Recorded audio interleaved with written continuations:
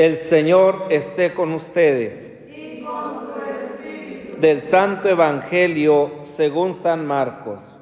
Gloria a ti, Señor. En aquel tiempo Jesús y sus discípulos llegaron a Betsaida y enseguida le llevaron a Jesús un ciego y le pedían que lo tocara. Tomándolo de la mano, Jesús lo sacó del pueblo, le puso saliva en los ojos, le impuso las manos y le preguntó: ¿ves algo? El ciego, empezando a ver, le dijo: veo a la gente como si fueran árboles que caminan. Jesús le volvió a imponer las manos en los ojos y el hombre comenzó a ver perfectamente bien. Estaba curado y veía todo con claridad. Jesús lo mandó a su casa diciéndole: vete a tu casa y si pasas por el pueblo, no se lo digas a nadie. Palabra del Señor. Gloria a ti, Señor Jesús. Las palabras, los signos, las acciones que Jesús va realizando a lo largo de su jornada van manifestando precisamente que Él es el Mesías, que Él es el Salvador, que Él es el Dios con nosotros. Y es precisamente en el Evangelio de Marcos donde poco a poco se va desvelando este misterio de quién es Jesús. Por eso precisamente cada vez que Él va realizando un milagro, cada vez que Él expulsa un demonio, cada vez que Él hace una curación, cada vez que Él perdona los pecados, etcétera, siempre va a insistir en que no se lo digan a nadie. ¿Por qué? Porque precisamente, ¿verdad?, es el misterio del mesianismo oculto de Jesús el que se tiene siempre que conservar. Sin embargo, pues la experiencia de aquellos que son tocados por Jesús, la experiencia de aquellos que son sanados por Él, los que han vuelto a ver, los que han vuelto a escuchar, los que han vuelto a la vida, no se pueden callar, porque ante un encuentro con este hombre que les ha transformado su existencia, es imposible no darlo a conocer. Sin embargo, Jesús insiste una y otra vez en que no se lo digan a nadie. Muchas de las veces nosotros también debemos de guardar en la mente y en el corazón algunos aspectos de la experiencia de Dios que Él mismo nos va concediendo, para que de esta manera finalmente nuestra vida se vaya viendo iluminada por la gracia de Dios y la acción del Espíritu Santo. El episodio de hoy, solo San Marcos lo cuenta, ¿verdad? El relato de esta curación que tiene mucho de parecido con la curación del sordo y del tartamudo que escuchábamos días atrás. También en aquella ocasión Jesús, ¿verdad?, se pone saliva en el dedo para meterlo dentro de la boca del tartamudo o dentro de los oídos del sordo. También en este caso la curación la realiza Jesús un poco retirado de la gente. A Jesús no le importa dar un espectáculo, a Jesús no le interesa que le aplaudan, a Jesús no le interesa que lo adulen, a Jesús no le interesa que le reconozcan como el taumaturgo, como el que sana, como el que cura, como el curandero. No, va más allá. A Jesús le interesa que aquel con el que Él se encuentra le reconozca como el Salvador. Y entonces, ¿verdad?, retira precisamente a este enfermo, se usa saliva, impone las manos y le pide que no divulgue lo que ha sucedido. Jesús había reprendido la ceguera de los fariseos y en esta curación nos muestra con hechos que los ciegos pueden ver. Ustedes tienen ojos y no ven, tienen oídos y no oyen.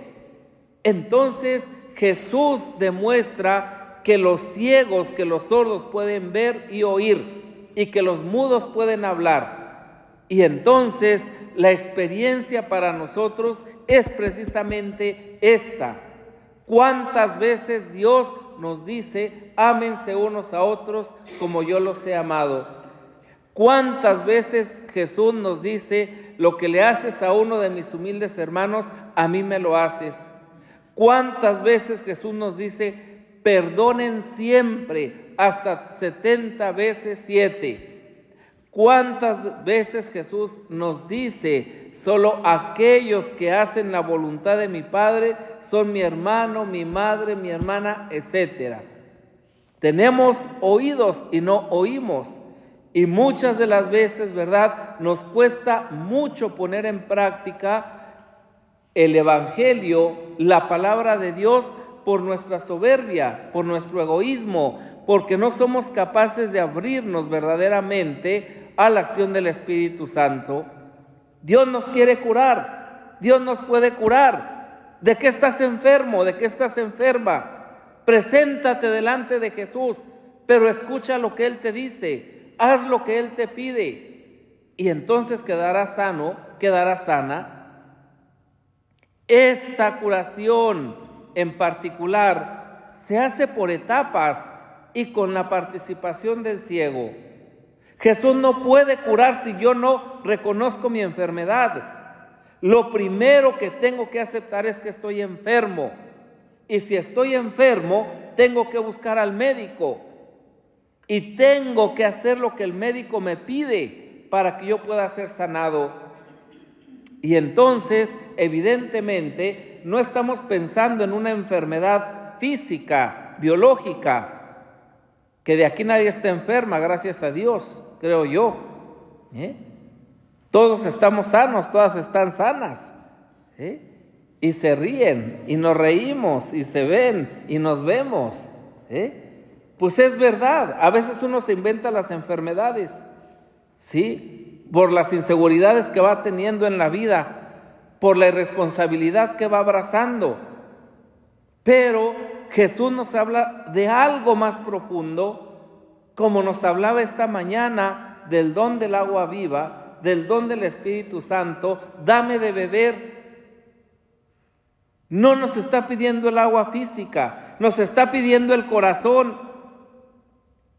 No nos está ofreciendo el agua, ¿verdad?, para que ya no tengamos que conectar la manguera y subirla al tinaco y luego se esté tirando. No nos está hablando de esa agua.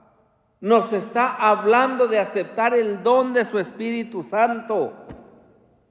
Y si nosotros entendemos eso de forma literal, entonces apaga y vámonos. No, tenemos que hacer la experiencia de Dios. Tenemos que ir más allá de lo que nos dice simple y sencillamente la palabra. Dios no va a hacer absolutamente nada que nosotros no querramos hacer. Y esto es real. En esta curación en particular se hace por etapas con la participación del ciego. El ciego va con Jesús fuera de la ciudad y le va diciendo lo que ve a medida que su visión va aumentando. El ciego se confía de Jesús, confía en Él, sabe que no lo va a defraudar, sabe que no lo va a dejar solo. El ciego pone su confianza solamente en Él y sabe que su vida está segura en Cristo Jesús. Eso no es tan fácil para el ciego como lo es para nosotros, porque el ciego no sabe a quién era Jesús. Se supone que nosotros sí sabemos, se supone. Y entonces si sabemos, ¿por qué no confiamos? ¿Por qué no le escuchamos? ¿Por qué no ponemos en práctica lo que Él nos pide? ¿Por qué tantas veces, verdad, no permitimos que entre en nuestra vida? Este milagro que nos presenta hoy, precisamente este Evangelio, tiene un gran y profundo simbolismo. En la vida espiritual también sucede que la visión se nos va haciendo cada vez más nítida para captar las realidades sobrenaturales. Pero cuando no las queremos ver, nos vamos volviendo miopes. Peor que si tuviéramos cataratas en los ojos. Y nos vamos haciendo ciegos. Cuando no somos capaces de confiar, cuando no somos capaces de creer, cuando no somos capaces de convertirnos a Dios, estamos ciegos.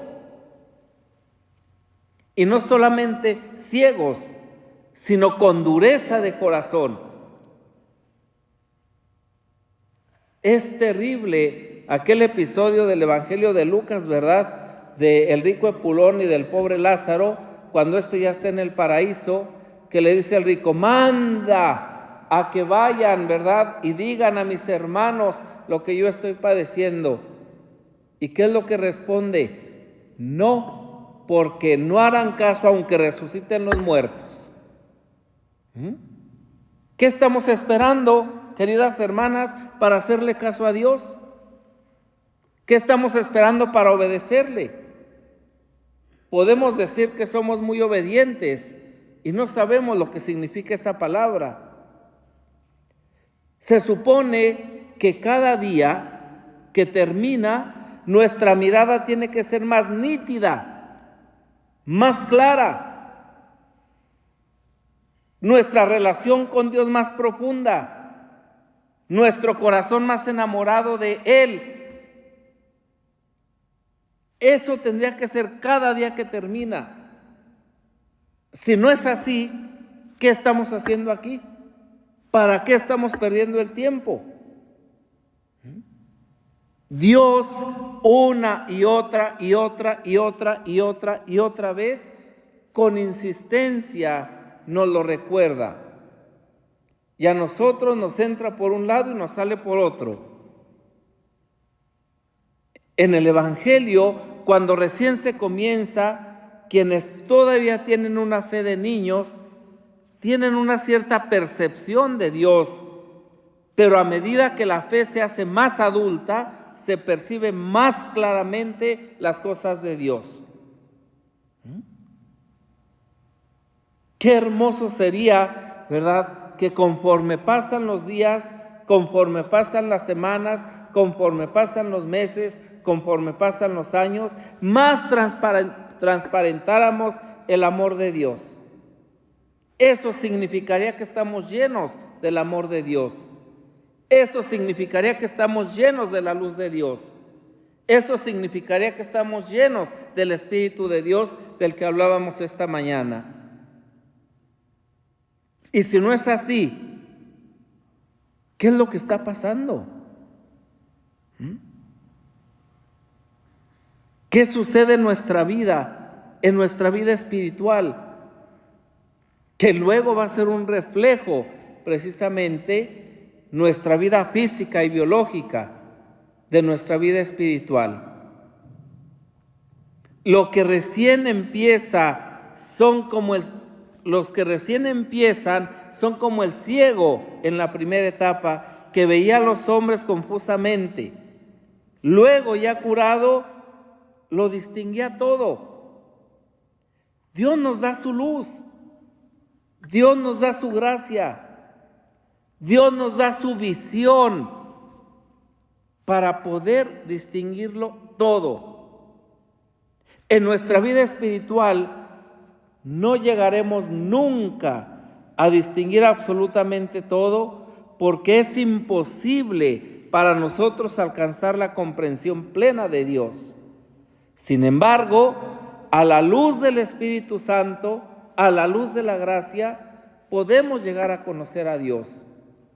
Y podemos llegarle a conocer porque Él se nos ha revelado.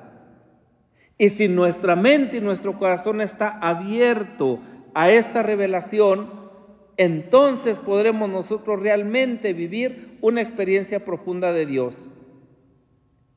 No estaremos esperando, no estaremos esperanzados, ¿verdad?, a ver grandes milagros, a ver grandes acontecimientos.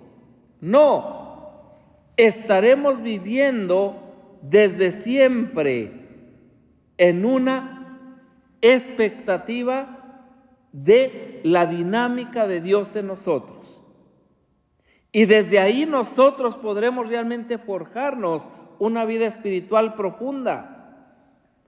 Ya no es importante solo que le podamos ver a Dios, que le podamos entender a Dios, cuanto lo más importante es dejarnos ver por Él, dejarnos amar por Él, dejarnos salvar por Él. Esto es lo verdaderamente importante. Es imposible alcanzar la comprensión plena de Dios, pero a medida que crece nuestra fe, a medida que vamos cultivando esa relación con Él, a medida que nos vamos esforzando realmente, ¿sí?, en una relación profunda, auténtica, transformadora, existencial, entonces vamos distinguiendo más las cosas de Dios y vamos adquiriendo más amor, más tranquilidad, más capacidad de fraternidad, más capacidad de amarnos unos a otros. Y entonces vamos desterrando de nosotros todo aquello que nos enajena, todo aquello que no nos hace auténticos hijos de Dios y hermanas y hermanos entre nosotros. Queridas hermanas, a la luz de este evangelio, tenemos que darnos cuenta que cuando somos ciegos, recuperar la vista supone una apertura a la acción del Espíritu Santo. Supone un espíritu constante de conversión. Supone renovar el sí que le dimos a Dios el día de nuestra consagración. Supone volver a creer en el llamado que Él nos hizo y comprometernos en la respuesta que le dimos. No seamos mediocres en nuestra forma de vida. Conforme pasan los días, tendríamos que ser más observantes, no de la ley, sino del Espíritu. Tendríamos que vivir en una realidad auténticamente libre y liberadora. Libre porque Dios me libera y a través de mí libera a otros. Dejarnos de infantilismos, dejarnos de inseguridades, dejarnos, ¿verdad?, de andar en situaciones que pareciera que no somos capaces de acoger a Dios en nuestra vida. Vivimos en un mundo muy acelerado. Queremos lograr las cosas inmediatamente. Muchas veces intentamos hasta negociar con Dios para que nos conceda lo que le pedimos en el momento. Y no entendemos que nuestra forma de vida es estar con Él, estar para Él. Ya no hacer de Él un estar para nosotros. Ya no de manipularlo, ya no de usarlo, ya no de utilizarlo. Es necesario cambiar de mentalidad, como Él lo logró hacer con aquella samaritana. Esta quería que le llevara, ¿verdad?, que le diera el agua para ya no ir a trabajar. No se trata de eso. Se trata de entrar en una dinámica nueva, en la dinámica del Espíritu de Dios, en la dinámica que nos hace libres, en la dinámica que nos hace felices, en la dinámica que le da sentido profundo a nuestra vida. Y no lo vamos a encontrar en el hacer, sino en el ser. Claro, eso no nos exime de nuestras responsabilidades. Más responsables tenemos que ser, porque cuanto más responsables somos en lo que hacemos, más tiempo tendremos para hacer lo que debemos ser, para estar en la presencia de Dios, para vivir en Él. Entonces, no buscando siempre el provecho, no buscando siempre sacar una tajada, no buscando siempre, ¿verdad?, como si Dios fuera un negociante. Como ya te di mi vida, entonces ahora me tienes que cumplir todo lo que te pida. No, absolutamente no. ¿Por qué? Porque Dios es un Dios gratuito y la gratuidad de Dios tiene que imperar en mi corazón.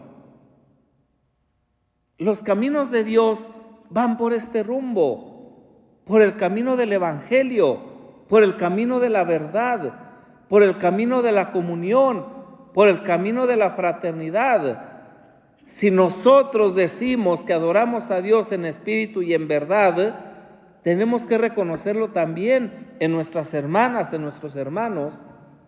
Si nosotros decimos que adoramos a Dios en espíritu y en verdad, tenemos que saber dónde está. ¿Sí? Es verdad, que en cualquier parte le podemos adorar en espíritu y en verdad, pero sacramentado solamente está en un lugar y no hay más. Entonces, el Señor nos enseña a ser pacientes. El Señor nos enseña a confiar, pero el Señor nos enseña a ser responsables. Él nos acompaña siempre en nuestro camino. Él, como la luz, ilumina siempre nuestras oscuridades.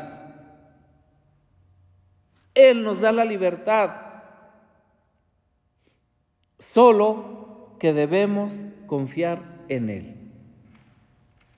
Ponernos realmente en sus brazos, ponernos en sus manos. Dejar que limpie nuestra ceguera, que quite nuestra miopía, que nos dé una mirada transparente, límpida, llena de luz, para poder ir siempre al encuentro de nuestro Señor y de nuestros hermanos. Pidamos al Señor, por la intercesión de la Santísima Virgen María, que nos conceda la gracia de atrevernos a dejar que Jesús nos aparte para estar con Él y nos cure, y así demos gloria a nuestro Padre que está en el cielo.